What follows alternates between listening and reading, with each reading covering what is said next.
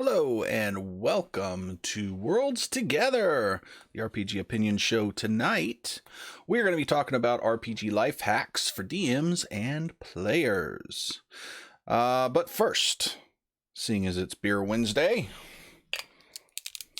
we're going to get into the beer. I'm back to my Kona Gold Cliff IPA. It was pretty good last week, so thought I'd do it again this week. So, cheers. Okay, so what I'm going to do with the show tonight is we are going to talk about several things. We're going to talk about hacks that I have gathered together, a lot that I have personally used or that our DM now uses. Some that I've just kind of read about, but most of them I've actually used. But I also want to hear what you guys have done for these things. And what we're going to do is we are going to talk about 4 categories of RPG hacks. We're going to talk about comfort, communications, convenience, and combat. Some of these I'm stretching to fit in these categories, but that's okay because I wanted all the alliteration. So you know what? My show, my alliteration. Here we go. Hey, Fairy Bard, how you doing? All right, so are we ready for some life hacks? So let's start first with some hacks for comfort. This isn't a big list. It's just a couple of things that I've kind of sussed out as we've been playing. Thanksgiving was great. I actually got to have 2 Thanksgivings, and I ate way too much at both of them. So there you go.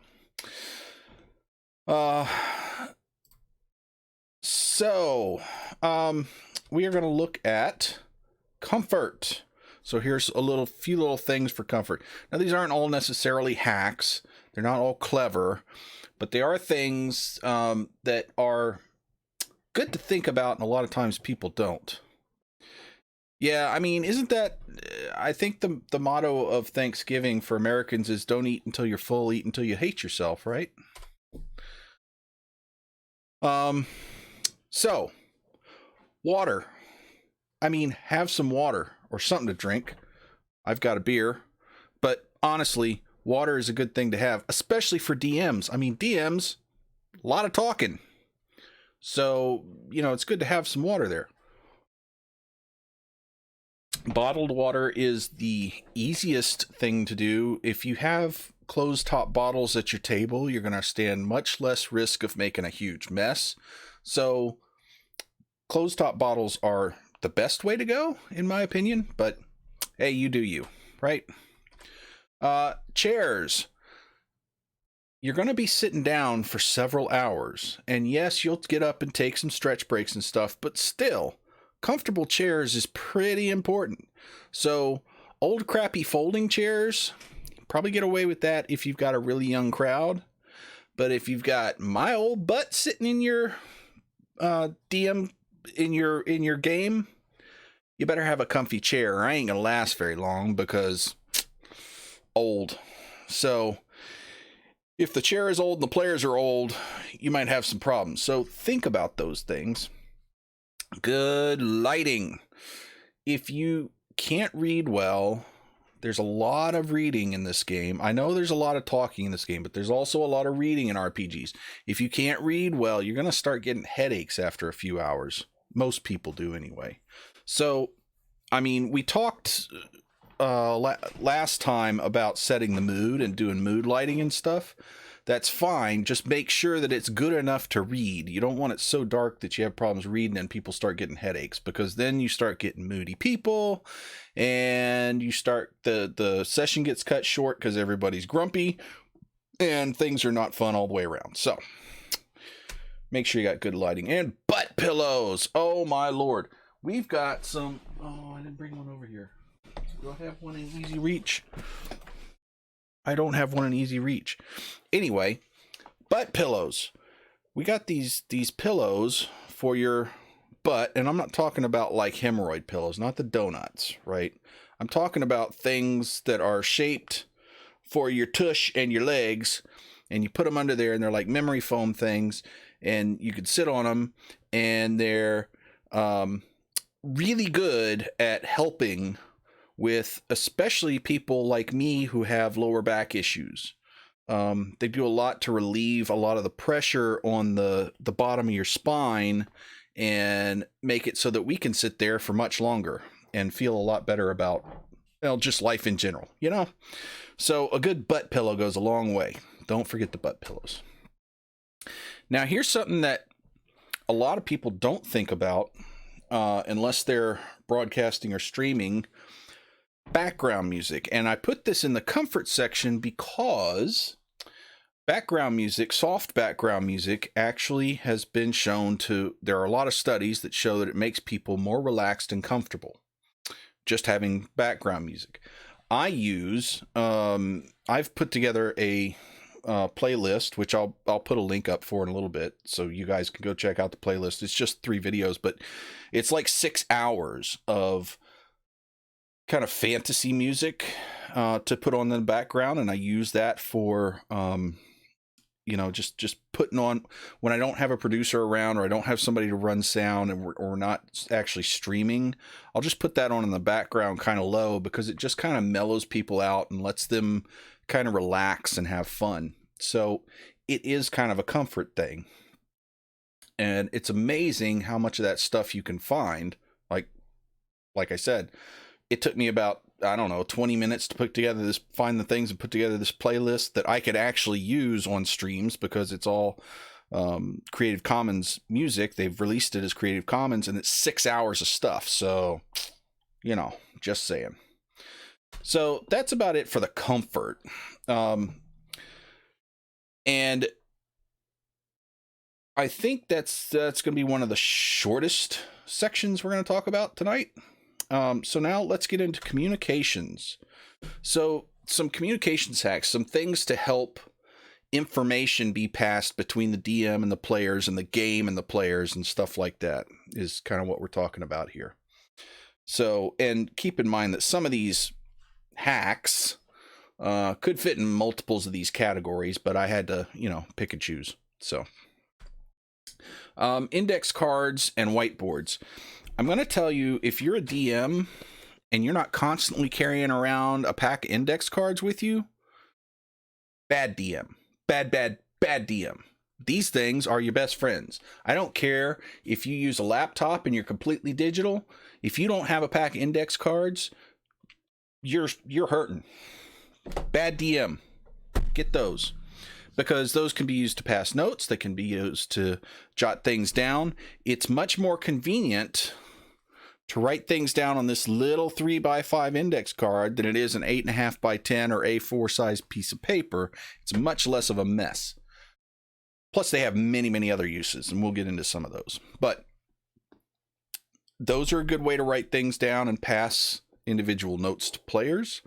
It's a good way to let players pass notes to each other if they're being all secrety.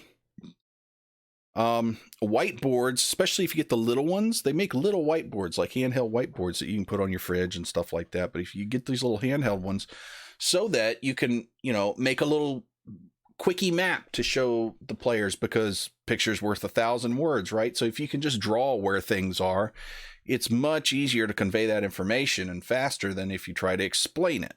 So, and I'm not saying that you shouldn't use words to paint the mental picture of the area or the location, but getting them to understand where things are in relation to each other is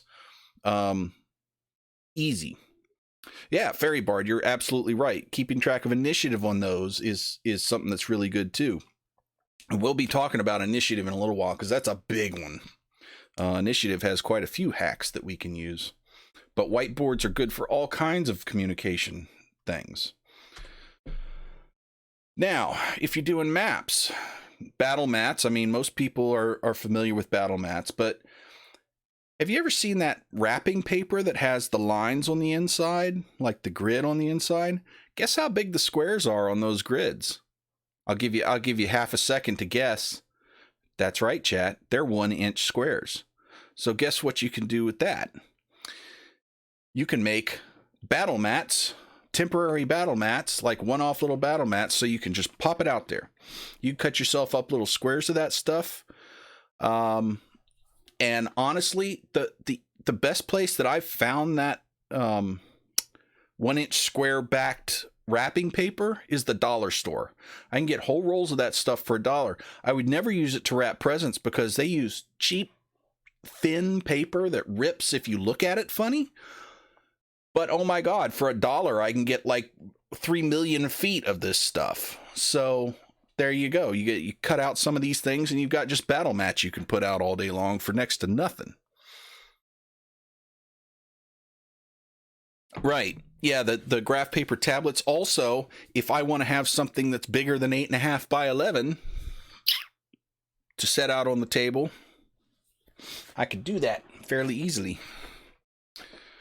So, yep. So that's a good, a great inexpensive way to get your own battle mats, and they're pre-printed with the 1-inch squares. Cork tiles, if you want to go a little more fancy, you could do cork tiles, and I'll show you what I'm talking about. I've got some. We use those all the time. That's almost exclusively what we use for our terrain stuff when we're laying out like battle mats. So what this is, so like the 1/2-inch cork tiles, that they're usually like a 1 foot by 1 foot, and they come in packs of, I don't know, 10 or something. You could buy them at like Lowe's or places like that, the big box stores. So you get those things. That's what this is. And then you cut them up into sections. So I've got, and I actually made mine double-sided. So I've got some that are for like stone floor, and then I've got wood floor. And then I've got, so this is a 3x3, and they're just 1-inch squares. I just painted them up real quick. I mean, it's, I don't know, takes 5-10 minutes to do one of these things. After you cut them up, and you kind of mass produce them. So I've got a bunch of those. And then I've got some that are this size. And they're all double-sided, so my DM can just kind of put things together. And then I've got big ones.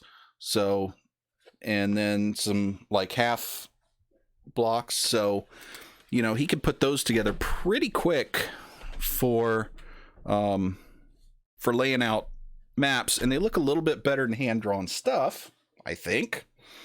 But they still, he can just throw them out there real fast, and we put some minis on them and go.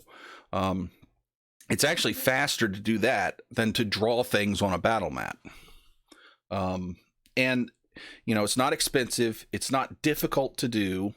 You can mass produce these things. I mean, I did all these. If I can pick them up. All these here, I did those in an afternoon. So, and it was like 1 pack of the cork tiles. And I've still got a bunch of cork tile left. So that may have been half a pack roughly. But those are nice, easy things to use, and they work really well, and they're really fast, and they're attractive. So they help with a little more, I think, of getting immersed into the game than drawing stuff on paper. So, a session 0. This has been a huge topic on the internet for the past, I don't know, maybe 2 years or so. You didn't ever, when I was growing up playing D&D, that wasn't a thing, session 0. Of course, when I was growing up playing D&D, if you had campaigns that lasted longer than 3 or 4 sessions, it was a miracle. But session 0, so obviously you don't want one of these if you're doing a one-off or just a little short thing. But if you're going to be doing a campaign that's going to run any length, this is almost a must to have, so that you could communicate to your players what your expectations of them are as a DM, and so that they can communicate to you what they want to get out of the campaign, and how they like to have fun. This is especially important if you're playing with people that you don't normally play with. It's just a good way to have that communication interaction, and it can still be a lot of fun, and it can still be immersive. And there's a million different articles on how to do session 0s and what they mean, and the different schools of thought on what they are. But this whole session 0 topic, I kind of consider a hack to kind of a life hack to ease the actual play sessions in and get a lot more out of them right from the go. For instance, one of the things we did with our session 0 on this last one is we kind of discussed how the characters, why each of the characters was going to be in Waterdeep. What was their reason for being there? Where were they when we start the session? Where are they? What are they doing? What are they trying to accomplish? And where and how are they going to meet? So that we didn't have to have that awkward hour of when we started the session. We already knew where we were going to meet, why we were there, what we were doing, and there were still some secrets. The characters still had some secrets, and there's some things to reveal, but we managed to bypass a lot of that uncomfortableness that you often have in the first 15, 20, 30 minutes of the first session when everybody's trying to meet and they haven't figured out why yet. Condition markers. So what I'm talking about are little markers for things like sleep or charm or poison, that kind of thing. So there are a number of ways you can do that. And there are two main ways to use these. So one is, if you're using minis on the table, having little ring condition markers is a great way to show here's who's got what. But even if you're not doing minis and you're doing just theater of the mind stuff, these are still helpful, because if somebody has poison, it's good to just lay a physical reminder on your character sheet so you can remember all the stuff that's going on in a battle. I've got poison, or I'm charmed, and it's easier for the DM especially to keep track of who's got what. Now, you can get really simple with this. A lot of people just use like the rings off of Coke bottle tops, you know, the little plastic rings that come off when you unscrew them. And some people paint them different colors for what they are. What I did was I went full nerd, and I got a pack of these loom things, the little rubber bands that was all the rage about a year or so ago when you had those rubber band looms. I forget what they even call them, but they would sell, huge packages of them for next to nothing, and multicolor packages towards the end of that craze. So I picked up a bunch of those, and I put them in the box like this. Hey, Daka. And I just made the different colors mean different things. Now, this is a setup for Pathfinder, not D&D, but same thing. So, and I've just got the different colors of different bands in there, so we could just pull them out for whatever thing we needed and throw them either on the character sheet or onto the mini. And that would help everybody keep track of what condition everybody else is in. The other thing that's kind of good to use for those is a little more generic, but it's really nice and immersive, are little markers like these. I got these little red crystals, but you can get these little glass stones, beads, things. And we just had a big chunk of them on here, and we would use this when we were still using soda bottle rings and the twist ties. Pipe cleaners, I've seen pipe cleaners used. Those are great because they're already pre-colored. But we would use these for, like, when we were still doing pen and paper character sheets, we would use these for hit point markers, hit markers, rather than erasing and rewriting and erasing and rewriting and erasing and rewriting and then ripping your paper. We would just throw these on when we got a hit and keep track of it that way. So we found that to be much easier. We'd also use them we had other glass beads that we would use to mark certain people's abilities. Like you can do lay on hands for this much every day. So you'd have these many markers and you'd take them off as you used them and know, it was just easier to see what was going on, for everybody to see what was going on with those things.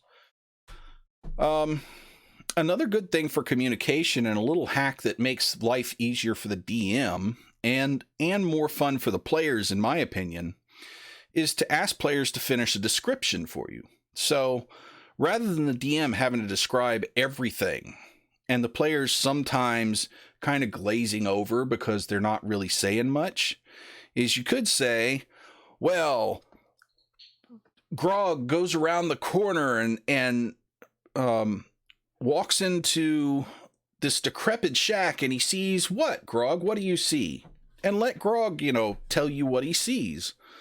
There's times when that can't be done, but there are times when just let them describe the situation, or give them a couple of basics and let them, Grog, what does it smell like? Or Grog, what do you hear? Or, hey, Triana, what is it? What is it that you're standing in? What does it feel like, this stuff? Let them describe it. Then you don't have to come up with all the descriptions and all that stuff. And it gets them more into immersing themselves in the situation, because now this stuff is coming out of their imagination. So they're having to picture this in their head and get more immersed in it to even give the description in the first place. So that was it for communication. So let's now talk about hacks for convenience. This is one of my favorites, I think. So this is just one of those things that it's not really going to make things so much better. It just makes things a lot more convenient and less hassle. First big one is D&D Beyond.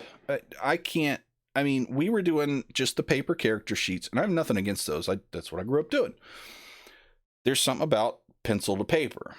But D&D Beyond, we've been using that for this campaign. And I'll tell you, once you get used to where things are, it is so much better to have that at a table on this than to have sheets spread out all over the place. Plus, I can have much more information right there, because you can click on it, see all the information for the spell. You could click on it, see all the information for anything that you've got, any abilities, any weapons, anything. So it's, massive amounts of information with very small footprint on the table, and that helps a lot.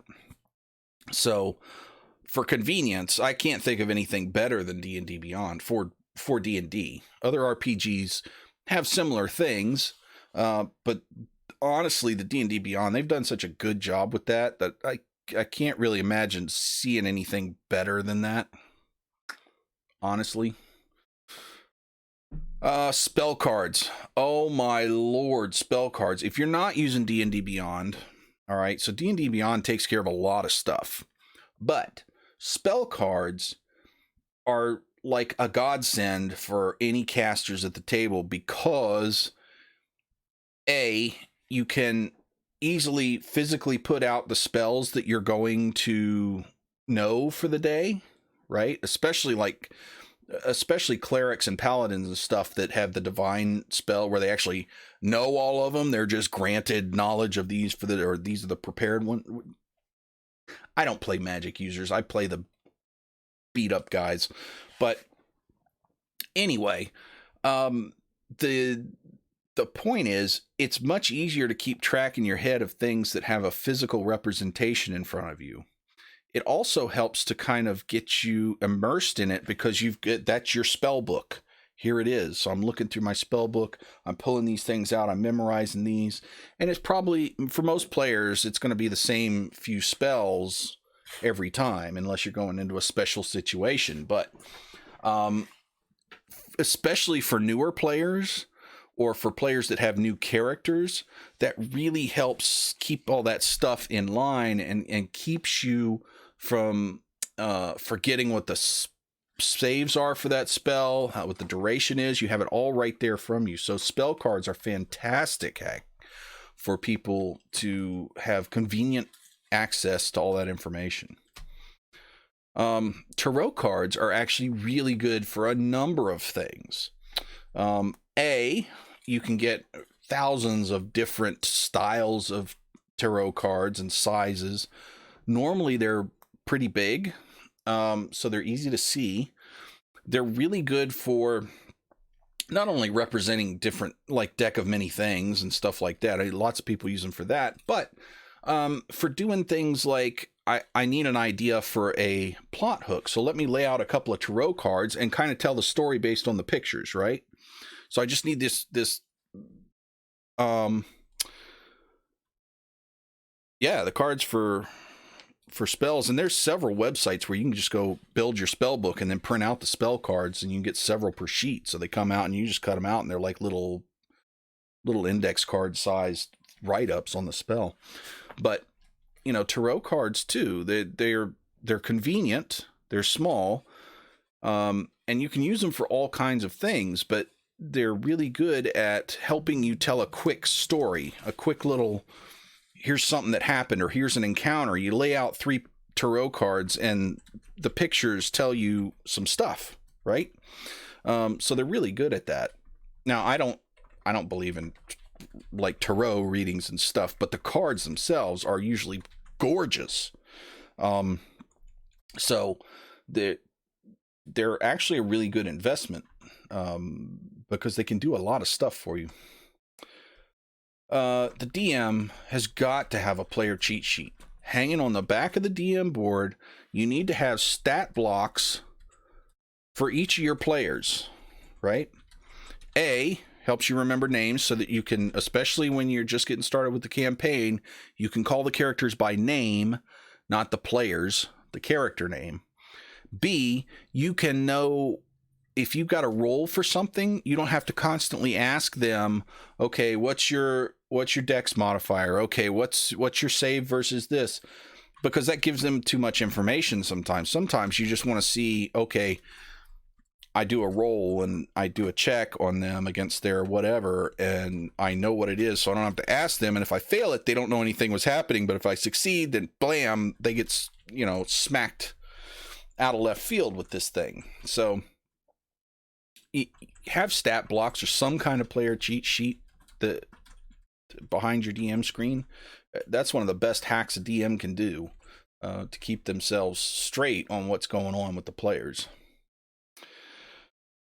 Another DM hack is learn to shut up and listen to your players when they have conversations. If you throw a little thing out there and then you just shut up and listen, a lot of times the players will come up with speculative ideas about what's going to happen or what could happen. And they may be way better than the ideas that you had about what might happen. And you may say, yeah, Grog, that is what happened. This witch came out of this thing and smacked you on the back of the head as you were looking across here, because that's way better than the crummy little rat that I was going to have running around. So, sure. They don't have to know that you didn't plan that. They may think that they were just really smart and guessed what you were going to do. So, win-win there. So another really nice thing to have is, and even though we're using D&D Beyond, I don't use it for notes. I use pen and paper for notes. So, and you'll see that if you watch our Sunday D&D sessions, I sit there with this notebook.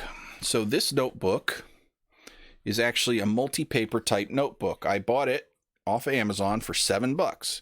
It's got all kinds of line ruled paper. And then in the back, it has graph paper. I don't know how well it's coming across on camera. And then even further in the back, it has hex paper. So this is a nice, convenient little book. I can map in it. I can do all the stuff in it. I can keep track of all my things. It's all bound in one little book. It looks nice. It's made for players, and it's really convenient. I like it. This is my preference. The other really good thing is a closable clipboard. Is closable a word? Don't know. Maybe I made that up. It's a word now. Anyway, we'll use an example, and if you, the D&D, everybody but me has one of these, and this is what they use. So this is one of those closable clipboards. It has the clipboard thing on the outside. They either will open from the side or from the bottom. We tend to like the ones from the bottom, but you can open it up. Camera's over here. You can open it up, have all your papers in there. This is really nice because you can fit a pencil in here. You can also fit a set of dice in here. and you close it up, and you can set it in the shelf, and it's all ready to go. And then what we do is we just got name cards for each of the players, taped them on the outside so we know whose is whose. And on game day, we can just pull them out, pass them out, and they've got all their notes, all their pencils, all their dice, everything ready to go right there. And then they can pull paper out, put it on the clipboard for use, and you don't have stuff laying all over the table. You've just got this, and it's nice and tidy and clean and neat, and doesn't get all over the place. So those have been fantastic. I can't recommend those more highly than I do. Another good thing for the DM and for the players is give the players jobs, right? Let one of the players be in charge of tracking the initiative. Why do you have to do it?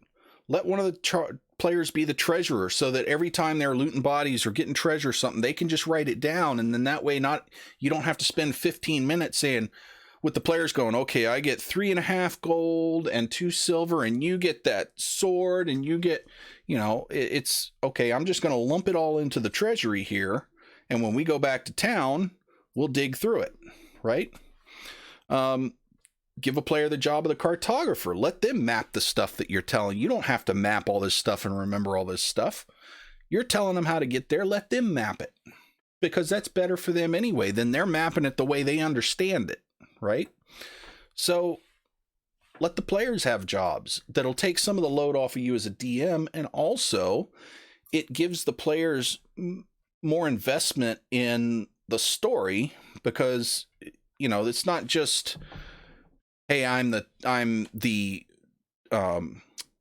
keeper of all the loot. It's, I'm the party treasurer, so I'm in charge of doing this stuff. That becomes part of the character. Or I'm the party cartographer. I've got to make sure we can get back to town, right? Because this wonderful DM person isn't going to just tell us we made it back to town. Maybe he's going to say, I don't know, did you get a map? So maybe there's a reason, but you can kind of offload some of those things, and it becomes good for you as a DM, takes some pressure off, also becomes good for the players because they have some stuff to do and feel more important and more invested in their characters and the story. So now for combat, and we're going to have some fun with combat, because combat is one of the most mechanically intensive parts of the RPG. The rest of it's just storytelling, basically. But combat is where 90% of the rules in the rule books are on combat, right? Or have something to do with combat. So we need lots of hacks for this to make it flow smoother, faster, and easier. So initiative cards. So tracking initiative can get well, true, Rain. I mean, a lot of hacking and a lot of hacking. So if you watch our campaign when we stream it, or if you go back and watch it on YouTube, plug, you'll see us use initiative cards. Tracking initiative is a lot of times, in a lot of things that I've seen, a lot of campaigns I've seen, becomes problematic and confusing. So, and we didn't make this up, but we've used this for quite a few campaigns, and it's been really, really good. We have initiative cards for everybody. This is just card stock with the person's, in our case, a picture that we were lucky enough to have somebody draw for our characters, and the name. And the DM just hangs these in order on the DM screen. And what that does for us is it allows everyone at the table, DM and players, to keep track of who's going next, when is my turn, how fast do I need to think of what I'm going to do, when does the monster go, and nobody gets confused about who's going when.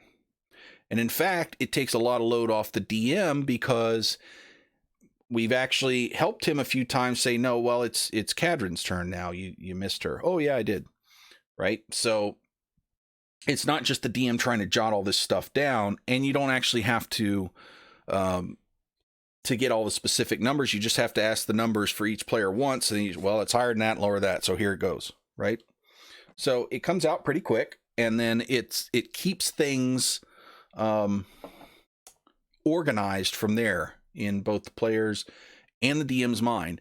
And if somebody's like holding their turn or something, or they shift their initiative order, it's really easy to change that, and everybody knows what's going on.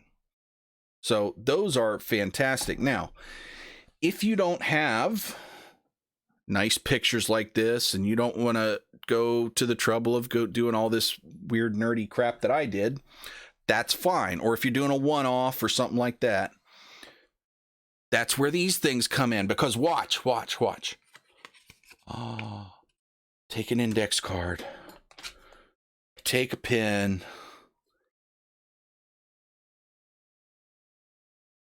Initiative card. I've got them all set up in like 2 minutes, right? So I can do that even for a one-off. As long as I'm always carrying around a pack of index cards. People.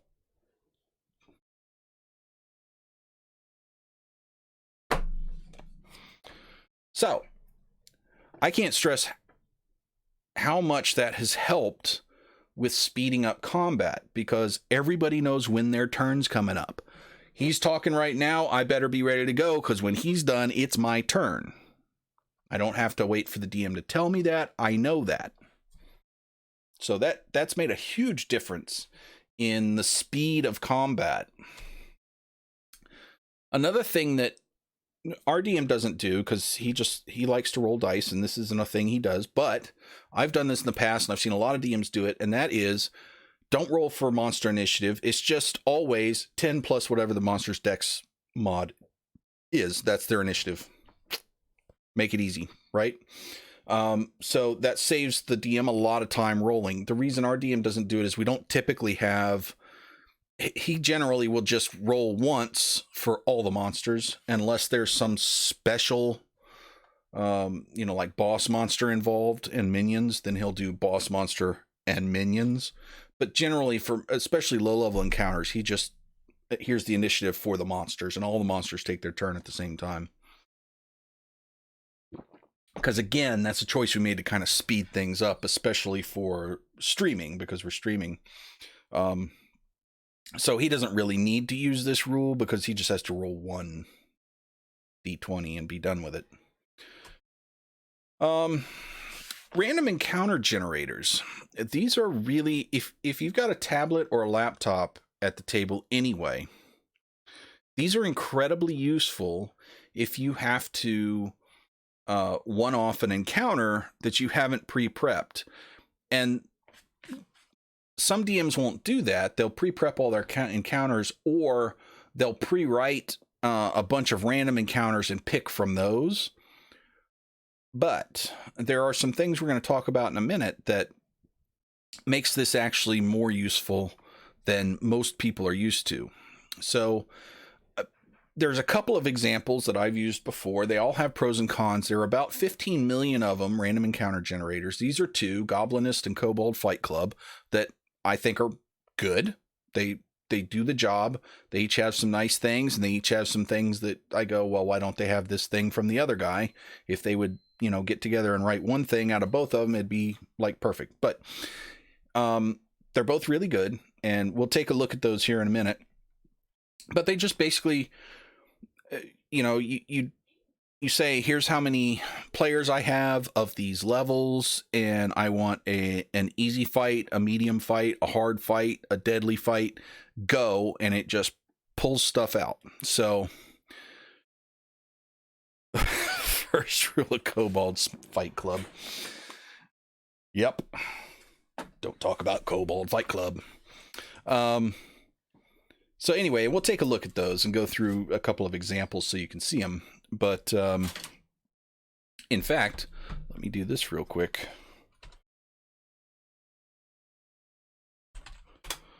Looky there, I got all fancy on us. There's all the links that I'm going to be telling you about. So there you go. And those two are in there. Goblins and Kobolds, bare knuckle. That would be fun, though. That's kind of an encounter I'd like to see in a city sometime. So anyway, random encounter generators are really helpful, and it's something if you've got, like I said, if you've got a tablet or laptop at the table anyway, that's something that's really easy to use, and it helps save a lot of time. All right, so this is, I don't know if you guys have ever read the Angry GM website. If you haven't, you should. It's full of many really good articles. This guy is like a longtime GM, and he's really smart, and he comes up with a lot of really intelligent stuff. But there's this one particular mechanic that he came up with called the tension pool that I really, really like. And he's written several articles on it and kind of refined it and changed it and talked about it.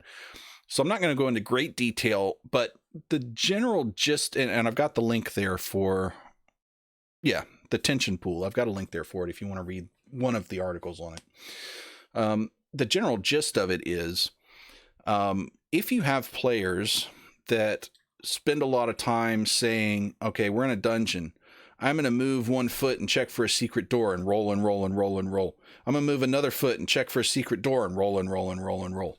I'm going to move another foot and check for a trap and roll and roll and roll and roll. And, because players will do that if you let them.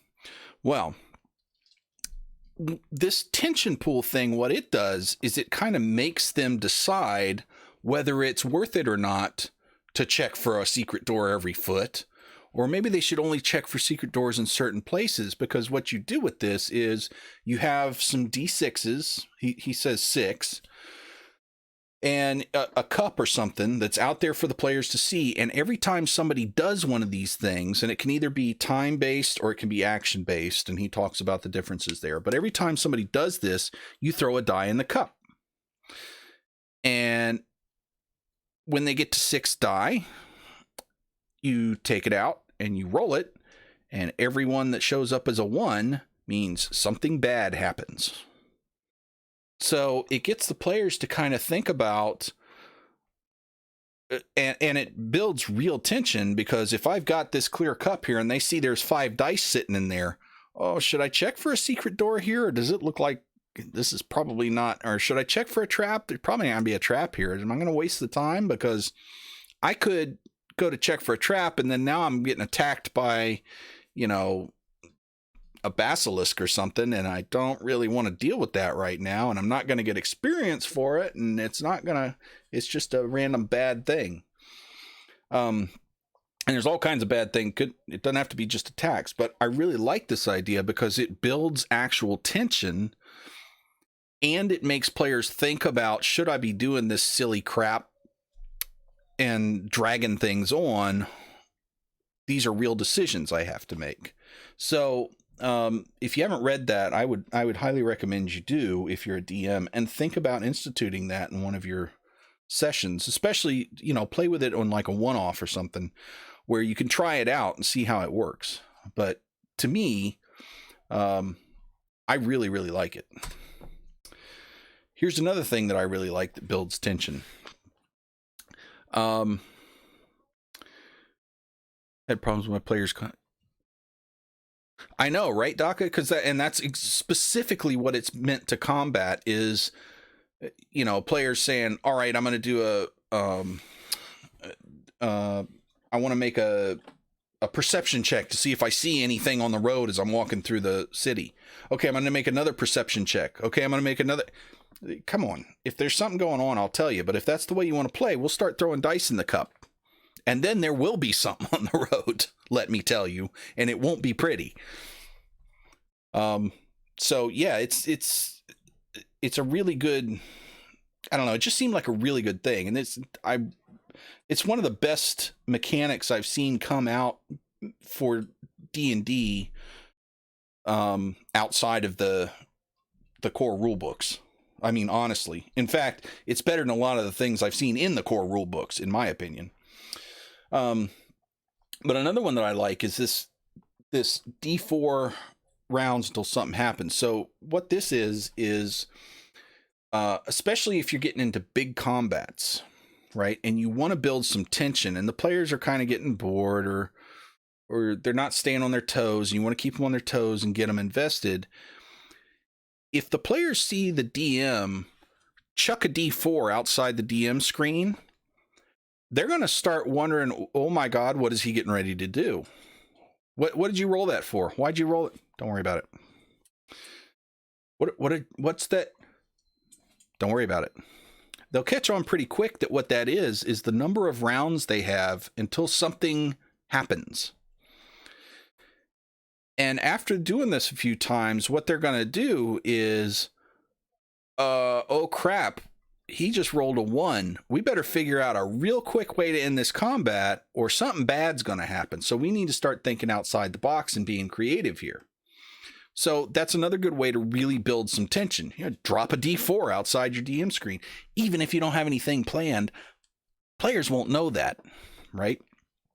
And it's going to make them stand up and pay attention. And they're going to start thinking, oh God, we better get this combat under control, or we're in real big trouble. So that's another fun way to do it. Plus, it's just great to see the looks on the players' faces when you sit back there and throw a die out in front of your screen and they go, oh my God, what's going to happen? I mean, that's just fun. We talked about before the condition markers, but this is a way to really speed up combat if you've got the condition markers out there, because then you don't have to go back and check notes. You don't have to look on this little piece. You've just got a physical thing that says, that one's poisoned, that one's stunned, that one's paralyzed. All right, we got this under control. So those were my hacks, the things that I've seen or used or come up with that really, really make sessions more enjoyable, that make DM's lives less stressful, and that make players more invested. So are there any hacks that you guys use, things that you like to do as a DM or a player that maybe you haven't seen a lot of, and think, boy, I think the world should use this because I think it's pretty cool? What do you guys got? I'd be interested to know. Also, I'd be interested to know which beer you're drinking tonight. I've got this Kona Gold Cliff IPA. So, you know, it's Beer Wednesday, so.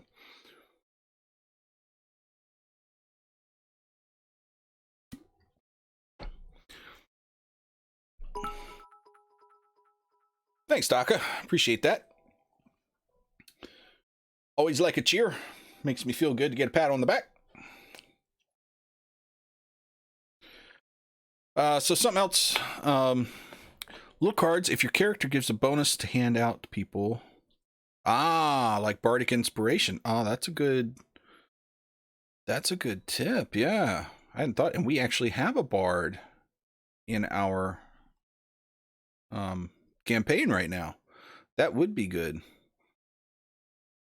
Yeah, that is good. In fact, doesn't have to be a card. You can use something like this. She can hand out Bardic Inspiration, and there's a little physical thing. I mean, cards are fine, but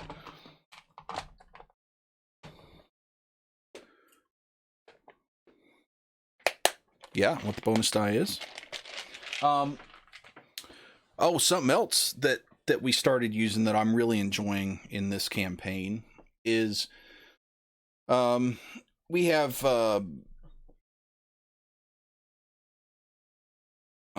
tokens to put an extra die in. That's neat. Yeah, you can get all kinds of really elaborate things like that. Trying to think. I can't think of the name of the company. Anyway, they make a bunch of acrylic things like flight stands and all kinds of stuff for RPGs and board games. Litco. Yeah, I think it's Litco. Anyway, something else we've been using is the inspiration system. And the way we do it is only one person at a time can have inspiration. So once the DM hands somebody inspiration, they have to either use it to get advantage and they hand it back to the DM, or they pass it on to somebody else that did something really cool. And we use a nice big like skull trophy thing that we pass around, and it's nice to just have that physical reminder, big physical reminder of, hey, he's got inspiration. Oh, spell effect templates. Yeah, those are really good. One of the things that I ran across as I was researching, and I thought was a really cool idea. Hey, coffee's good, man. I'm big into coffee. In fact, I am really trying to find. Kona makes a coffee beer that I had once. It was really good. I'm having a hell of a time finding it, but I am on the lookout for it. Yeah, so I ran across this thing where they printed out the spell templates on clear like transparency paper and cut them out, and then they were able to just lay them down, and it looked really, really nice.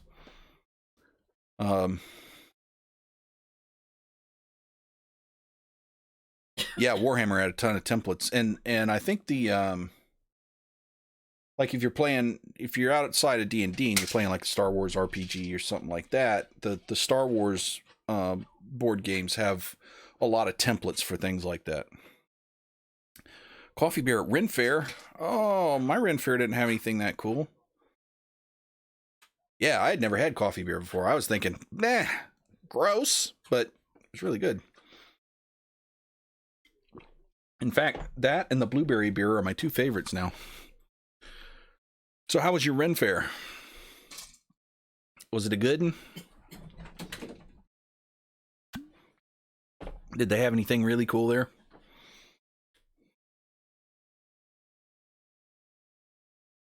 Horchata coffee? I don't know what that is. Scattered eye. Yeah, I mean, bit muggy. Well, I mean, isn't that like the rule in Texas? It has to be muggy. It is in Florida. Ooh, coffee with rice, milk, cinnamon, and others. Oh, ooh. I'll have to get me some of that. Anyway, I told you guys we would look at a couple of these things, so let me get this switched over. You can look at my gorgeous face there for a minute. And we will take a look at a couple of these. So here we go. So here is Kobold Fight Club. So you can see when you come in here, here's the number of players, and we happen to be level 2 right now, so we've got 5 level 2 players. And I can say I want a easy, medium, hard, or deadly. So let's go with medium. And boom, I've got an encounter that is the right challenge rating, the right number of things, you know, for a medium difficulty encounter with these people. And I can just keep doing that. Or I can pick specific things from here to add. Well, I've just added another one of those. Or I can say, oh, add a brown bear and a brass dragon wormling. And let's see here. Let's go for a tribal warrior. No, let's go for 10 tribal warriors because I want to kill my party. Right? Gas spore. Yep. So they have, you know, lots of stuff here. And then you can narrow it by environment. So I could say, nah, I want only mountain things.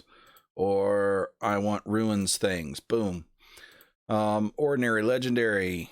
You can set the sources for which things you want stuff to come from.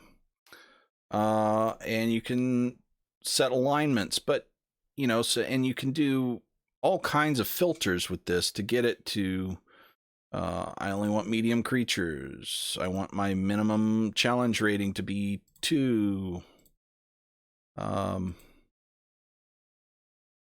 this is the max challenge rating. So, I mean, it's got all the stuff in here. The one issue I have with this is that sometimes you get some really weird combinations of things. Like a giant goat and a reef shark. I mean, what? That doesn't make any sense. Okay, so let's limit it to environment forest. Great. A cockatrice, a giant wasp, and a thug. What? I mean, what? So, there's some things with it, but in general, it does a pretty good job of letting you kind of pull things together really quick. And you can save these off, so you can pre-build these things and save them in here so that you have some random encounters. Land shark and water goat. So here's the Goblinist. It's another one, and it does similar things. So I've got level 2 players. Let's see, I'm going to have 5 level 2 players.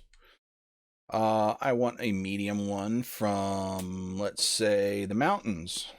Chance of mixed types, single types. All right, so we're going to do mixed types. And generate encounter. All right, so I've got 2 giant eagles. That makes sense. Let's try again. A Yeti. Oh, boy. Hobgoblin Captain. All right, so let's go to Underground. And I've got a Bugbear Chief and a Mummy and a Piercer. Let's try something harder. 4 Deep Gnomes. All right, so this one, what I found with this one is it actually does a much better job of making reasonable combinations of monsters that don't look so odd together. Yeah, they have the XP calculated. So we don't use XP. We do story-driven stuff, but for XP was always one of my biggest headaches as a DM, figuring out XP. So I love these kind of things. So when you are using XP, these are fantastic. So let's say I've got, let's make things a little harder and go up to level 8 so I can see if I can get some. There we go. So see, it's got when it makes groups, it's skeleton, ghoul, and warhorse skeleton. Okay, well, it's reasonable to see those things together. So, that doesn't, and I haven't generated an encounter with this one yet that looks really weird, like the ones we were seeing with the other one. Now, the one thing about this is, you don't have, I can't just say, okay, I also want an awakened tree in there. Right? You can't do that with this one. So, like I said, if they would kind of put the best of both of these together, we'd have a perfect tool. But, good enough. These are just for random encounters, so they don't have to be terribly thought out. That's the whole point, is they aren't thought out.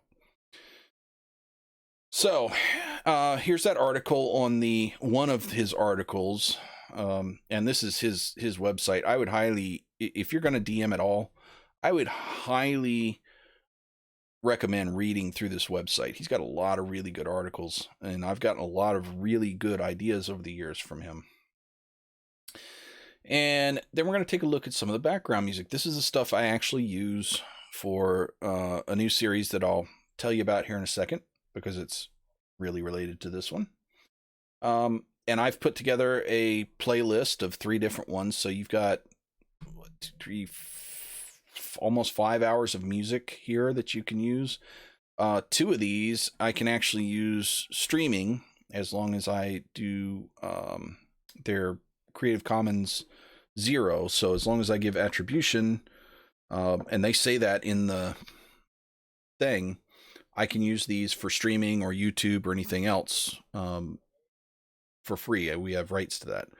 So anyway, I've put together one, so I've put the link up there for, here, I'll throw the links up again. Come on, fingers. That's one of the links, is the link to this thing, but you can find, there's 1,000 different ones. The only reason I put this playlist together is because I know these are not YouTube or Twitch problems. So I just that's what I was searching for. But these are really nice things.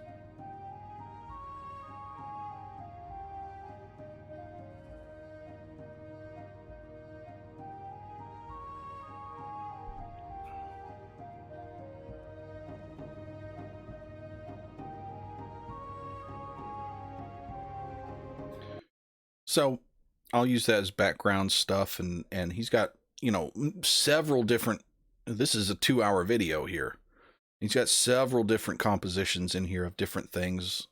It's all fantasy style music, but there's, you know, driving ones and relaxed ones, and, you know, it's just nice. And the same with these. So I'll use all 3 of those. I actually will put it on sometimes when I'm working, just as nice background music. I just think it's really nice music. So there's that. Anywho, one of the other things that I wanted to let you guys in on is I started a new series just on YouTube. It's a short form video, so they're 20-25 minute videos, and it is Worlds Together Builders. And what I'm doing in that is I'm actually concentrating on the actual world building specific stuff. Like the first few episodes, I'm going through the map making, getting the map all fleshed out and making overlays for it, and going through all that stuff. And then we're going to actually get into building the bits of the world and creating the stories and stuff. So if that's something you guys are interested in, please go check it out on my YouTube channel. It's just, I'll show you.